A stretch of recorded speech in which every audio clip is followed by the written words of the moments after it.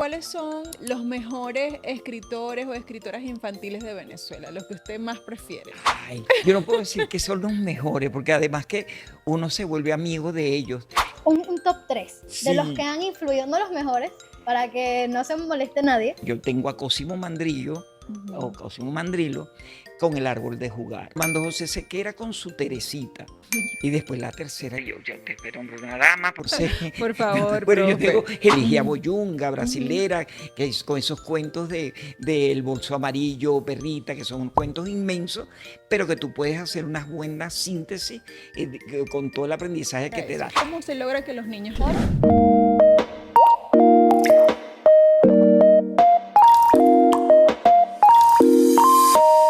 Tenemos nuevo episodio del podcast de la librería del Sur. El día de hoy sigo en compañía de Francesca. ¿Cómo estás, Hola, Francesca? excelente, excelente. Preparada para empezar. Por favor, envíennos sus sugerencias. Si quieres que entrevistemos a alguna persona, escritor, lector, quieren proponerse como invitado o invitada a nuestro programa que busca en sí promover la lectura, promover todo este ecosistema del libro y ver a cada una de esas personas que muchas veces no conocemos y que pone un granito de arena para que tengamos libro, para que tengamos literatura, para que tengamos opciones, todos los lectores y lectoras de nuestro país. Sin más, vamos a presentar a nuestro invitado del día de hoy, el profesor José Gregorio Cabello, Así que es mismo. director de teatro, docente, productor, dramaturgo y muchas cosas más. Bienvenido, profesor. Gracias y cuentacuentos. Eso es una de las cosas que bastante disfruto también. Y precisamente de eso es de lo que más vamos a hablar en esta entrevista, profesor, de ese trabajo que hace usted con los niños, Ujú. de ese reto que tenemos como madres y padres de inculcar en los niños el hábito de la lectura, la cercanía con los libros. ¿Cómo se logra eso? ¿Cómo se logra que los niños lean? El primer contacto, y lo vamos a ver desde muy catedrático, para la lectura, para acercar al niño, e incluso a los recién nacidos y a los nonatos también. Y es bien interesante porque después cuando ellos nacen y uno vuelve y le escuchan la voz, el tono, la intensidad, la intencionalidad de lo que se está diciendo, ellos te observan y te reconocen ese sonido que empieza a jugarse, es lo primigenio, la parte, la esencia. Eso es vital para crear ese primer contacto afectivo, afectuoso con la familia. La palabra, el cuento, el juego. El juego de palabras. Y después cuando vamos creciendo con la socialización de lo, del, la adivinanza, es un juego de socialización. Tú haces tu pregunta eh, redonda como una taza y va conmigo a la plaza. Y entonces tú.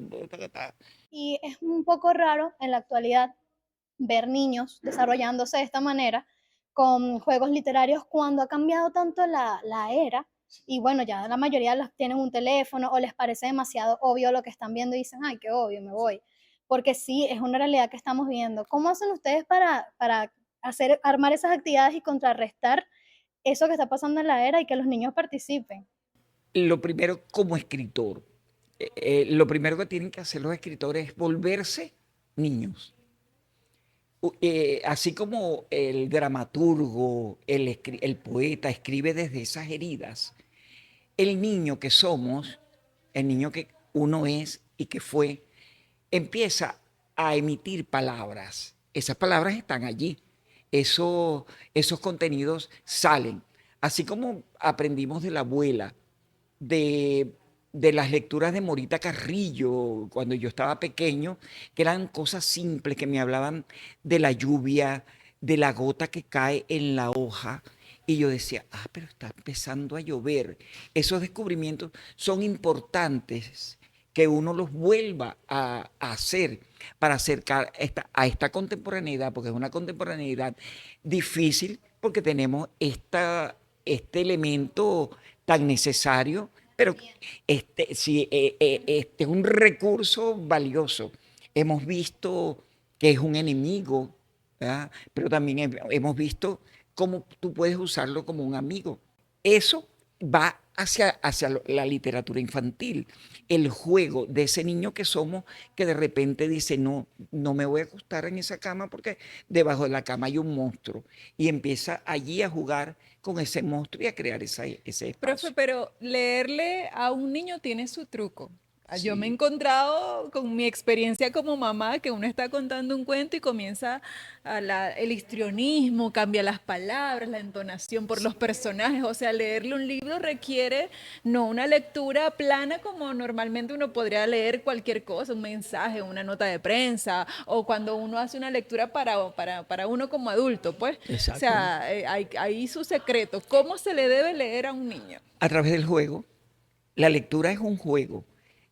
Crear, recrear, crearle la voz a un personaje ya es hacer un juego, es volver al teatro.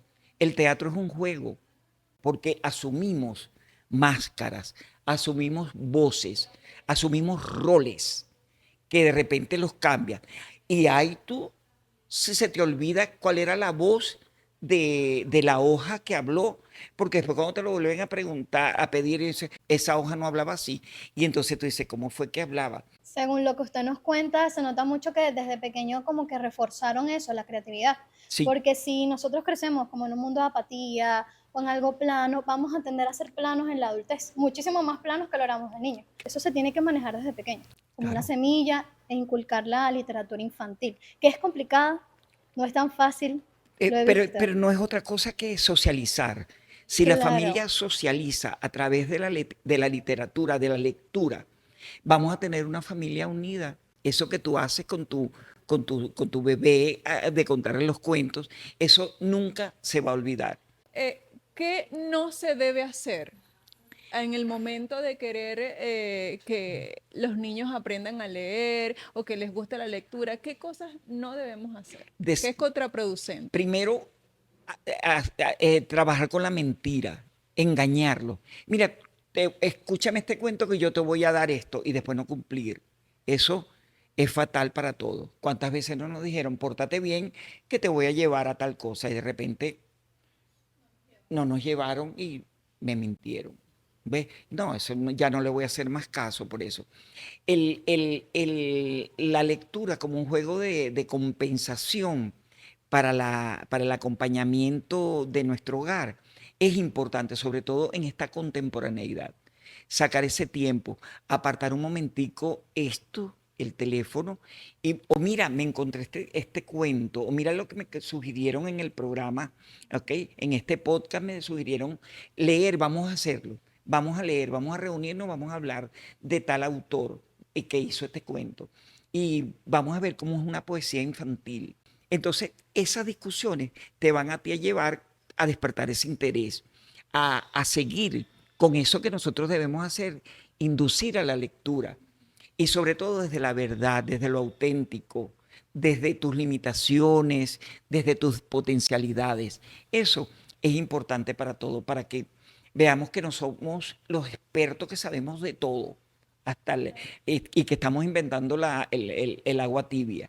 No, somos personas que también nos equivocamos. Entonces, en vez de, pero sí, ¿cuándo no caer como en agotar ese recurso? Como en caer en la obligación de tienes que leer un cuento porque es a juro, porque tienes que aprender a las letras, porque muchas veces hay padres que pueden cometer ese error de querer inculcarle a sus hijos, a sí, juro, la lectura. claro. Entonces, ¿cómo se haría en ese caso? Lo sutil. A ti te van induciendo desde la palabra, desde la invitación a leer y te gusta. Mira esto, De ves. hacer como Giselle, te traje un libro. Y Sí, bueno, cuando estamos en las bibliotecas públicas, nosotros traemos la novedad, el libro, la novedad, el que acaban de sacar, y lo ponemos en un espacio Ujú. en la sala infantil, bien Que se visible, note. ¿ok?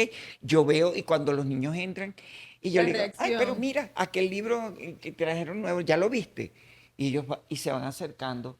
Ah, las imágenes le llaman la atención, Ujú. y hay maneras de acercarse al libro. Mira, y hay un libro que tiene más de 300 letras, o más de 500 palabras.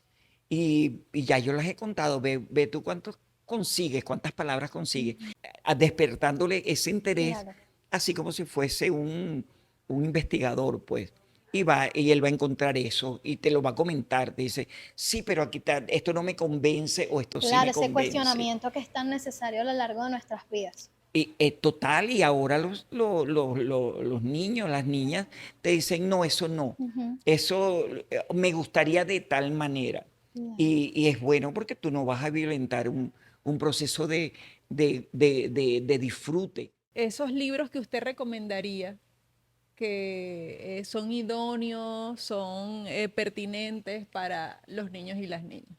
Mira, hay como en la madurez, ¿ves? Que hay intereses. Tú sabes que hay una etapa donde los niños les gusta los animales grandes, los dinosaurios y todo. Sería ideal que tú lo acompañes en esa etapa con dinosaurios. Y ellos van a ver y después te dicen, ah, no, ya a mí no me gusta esto, ya yo vi esto y vi las películas que acompañan todo eso. Y van, yo le digo, bueno, entonces tú dices, pero vamos a hablar de reyes y reinas, ¿ok? Y entonces ya, mira lo que le pasó a este rey, a esta reina, y puedes ir llevándolos al mundo de la aventura, porque ¿qué estamos hablando? De la imaginación. Ellos ya vienen de un mundo concreto que te dice, bueno, los dinosaurios existieron. Sí, se supone que existieron, pero se exterminaron, como se va a exterminar la humanidad si no cuidamos el entorno. Entonces ya por ahí tú vas y le hablas del agua y si de repente el agua, mira lo que pasó con este cuento, con este pececito, mira lo que pasó con este gato, con este gato que quiere vivir en la casa, pero vive en muchas casas y en cada casa tiene su nombre. Y bueno, cuando tú te metes en esos universos de los animales y está despertando el interés de los niños por una mascota, por la protección, por no agredirlos, por no hacerle bullying a las cosas, a la gente. Hay tantos temas en la literatura infantil bueno, que se adaptan. Usted tiene un grupo literario. ¿Cómo Sí, hacen ustedes para seleccionar los temas? ¿Ustedes hacen presentaciones de unan los cuentos con las retahílas, con el trabalenguas, o sí, sea, es como una agrupación de todo eso? ¿Cómo hacen sí, para, entre tantos temas, poder elegir sí. los apropiados para poder conectar con los niños? Sale, todo sale. El grupo literario, El Oficio del Escritor, que salió, se originó de uno de los talleres de literatura infantil que ofreció Monte Ávila. Y ellos no había manera de que se terminó el taller. No, pero vamos a seguir así. Tanto es así que ahora tenemos, seguimos un taller permanente, constante los lunes, en la Casa de Bello. Y ahí estamos produciendo. Y esa producción va saliendo de cada uno de los hitos que nos ponemos, que nos proponemos. Sacamos ya sabemos el origen de la socialización para empezar a acostumbrar al lector, al lector niño y para integrarlo y despertar el interés hacia la literatura infantil, al juego, a volver a ser niños para leer. Según su criterio, ¿cuáles son los mejores escritores o escritoras infantiles de Venezuela, los que usted más prefiere? Ay, yo no puedo decir que son los mejores, porque además que uno se vuelve amigo de ellos y se vuelve además coautor de los cuentos de ellos. Cuando contamos un cuento, el cuentacuentos es un coautor, no está haciendo un plagio porque le hace un agregado. Yo tengo a Cosimo Mandrillo o Ujú. Cosimo Mandrillo con El árbol de jugar. ¿Qué le hacemos? Mira, me da escalofrío cada vez que digo El árbol de jugar, porque lo ambiento en un pueblito donde yo soy también hijo adoptivo, en Falcón, es un pueblito de Borojó, por el municipio de Bochivacoa. Y quizás un top 3 de los que Sí, han influido, no los mejores, para que no se moleste nadie, bueno, Armando José como que los Sequera, tres, los primeros tres. bueno, te voy a decir Armando José Sequera. Y después la tercera, yo te nombro una dama porque, conchole, qué broma.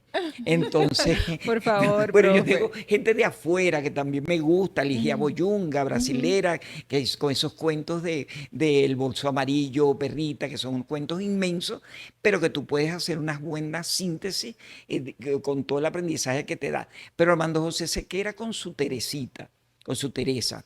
Aquí lo he contado en este espacio de la librería donde estamos, la librería del sur, pues aquí en el En el Teatro Teresa Teresa Carreño. Carreño.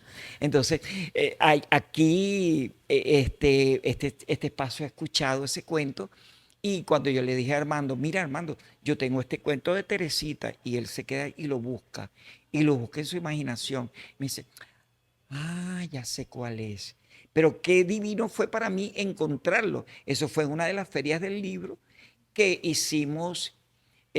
Cristina Molinati y yo tenemos un trabajo que hacemos con el libro, como la parte museográfica de ese cuento, pues. Hay algunos expertos en el área infantil, ya sea desde la psicología, desde la docencia, que tal vez critican este método que tradicionalmente se ha utilizado en las escuelas para enseñar a los niños a leer y a las niñas sobre que si el Nacho, que si el Angelito, que sí, y dicen que según su experiencia no es lo más idóneo para iniciar a los niños en la lectura. ¿Qué opina usted de eso? Mira, hay muchos enfoques Ujú. psicológico, el sociológico, bueno, el purista de la pedagogía que te dice que no. ¿Te acuerdas que había métodos para leer? Bueno, yo Había, aprendí con mi jardín, pero fue traumático. Y ajá, fue hace ya bastante tiempo. porque Y me era, costó tanto que aprendí a leer fluido a los 5 años. Hay niños ahorita que están leyendo de los 4.